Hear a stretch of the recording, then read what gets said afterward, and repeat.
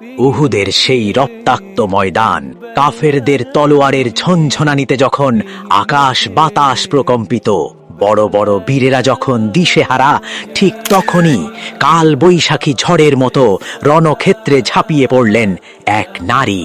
তিনি নাসিবা বিনতে কাব রাদিয়াল্লাহু আনহা, যার তলোয়ারের এক একটি আঘাতে ধুলোয় মিশে যাচ্ছিল শত্রুর অহংকার। প্রিয় নবীজি সাল্লাল্লাহু আলাইহি ওয়াসাল্লামের দিকে ধেয়ে আসা তলোয়ারের সামনে তিনি দাঁড়িয়ে গেলেন লৌহ প্রাচীর হয়ে। বারবার আঘাত আসছিল, কিন্তু তিনি এক চুল নড়েননি। ইতিহাস সাক্ষ্য দেয়, নবীজিকে বাঁচাতে গিয়ে তার শরীরে একে একে 12টি গভীর ক্ষত তৈরি হয়েছিল। তলোয়ারের সেই ক্ষতবিক্ষত শরীর নিয়েই তিনি লড়ে গেছেন আমৃত্যু। স্বয়ং আল্লাহর রাসূল সাল্লাল্লাহু আলাইহি ওয়াসাল্লাম বলেছিলেন, উহুদের দিন আমি যেদিকেই তাকাচ্ছিলাম, দেখছিলাম নাসিবা আমাকে রক্ষা করার জন্য বাঘিনীর মতো লড়াই করছে।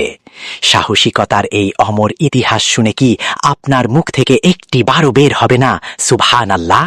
ভিডিওটি শেয়ার করে মুসলিম উম্মাহর বীরত্বের কথা বিশ্বকে জানিয়ে দিন। আল্লাহ হাফেজ।